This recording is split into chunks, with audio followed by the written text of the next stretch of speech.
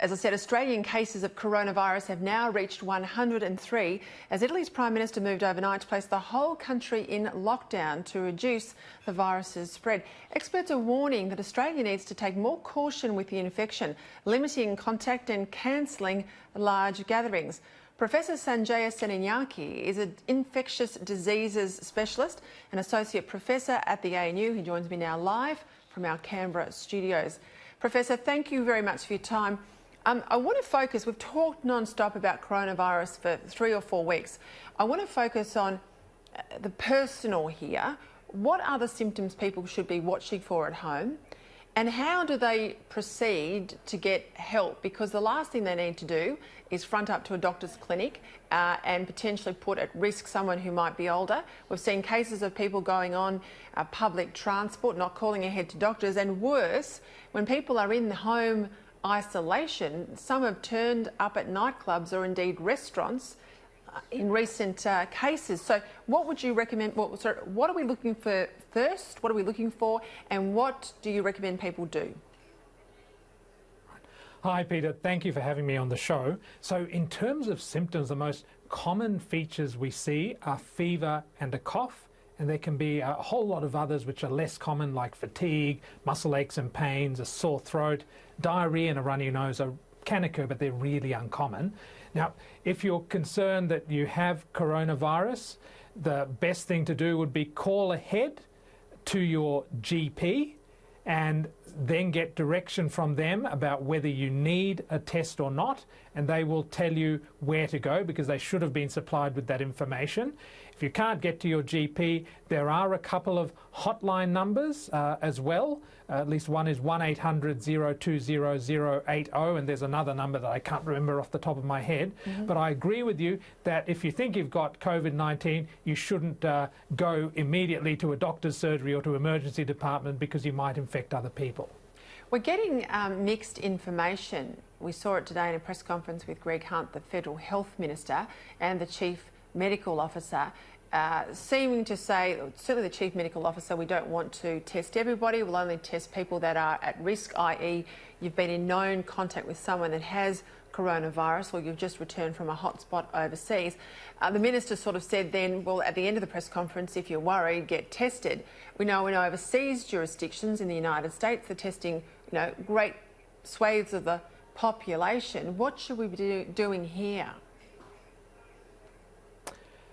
Yeah, and that's a good question, and both those answers might be correct because this is such a fluid situation. So within a couple of days, we might, instead of having 10 or 12 cases notified every day in Australia, we might suddenly get 50 or 100, and things might change. So I think right now we have to listen to the government, and of course it is a bit confusing because the Chief Medical Officer and the Health Minister need to be giving the same message. And what about... And I think at the moment, yep, sorry. No, you please finish. Thank you. And I think what the Chief Medical Officer is saying at the moment does seem quite sensible. There's also advice that, we should keep a distance of about a metre from people. That's certainly the advice in Italy. Washing hands, we know all of that. Is there any other tips that we should have? Should we self-exclude ourselves from mass gatherings? I know in Australia that's not been the official advice, but, should we be pulling ourselves back from anywhere there might be crowds? Look, I think in this situation, particularly in a place like Sydney where there is transmission, if you can avoid a crowded situation where you don't have to be, then avoid it. But if you need to do something, go and do it and use those measures that you've already mentioned. Look, in terms of quarantining and closing things down, as a public health person, I love the idea because quarantine does work. It can either stop an outbreak or it can slow it down. But of course, I'm not thinking about the political, social and economic consequences, which of course have to be thought about before such measures are taken. Right, I want to move on to the whole notion of the vaccine.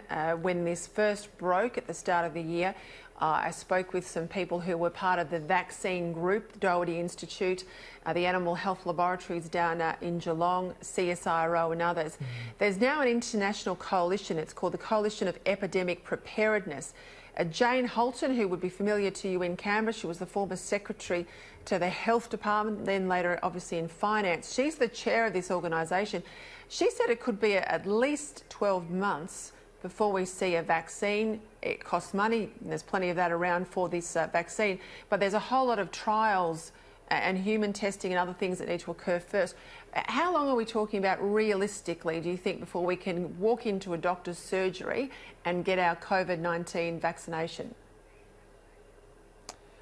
Yeah, Peter, I think that is a realistic number that was given to you. So maybe 10 to 12 months before we have a widely available vaccine. So it's not the issue of the vaccine not being produced. It's not being able to hold it in your hand, but it's the testing. Because if we're going to give it in mass doses all over the world, we need to make sure not only that it works, but that it's safe. Otherwise, that could be a real disaster. And compared to SARS, the time when we had SARS, it took about 2 to 5 years to get a vaccine up and running. We are so much faster now, but of course that doesn't help us right at this moment.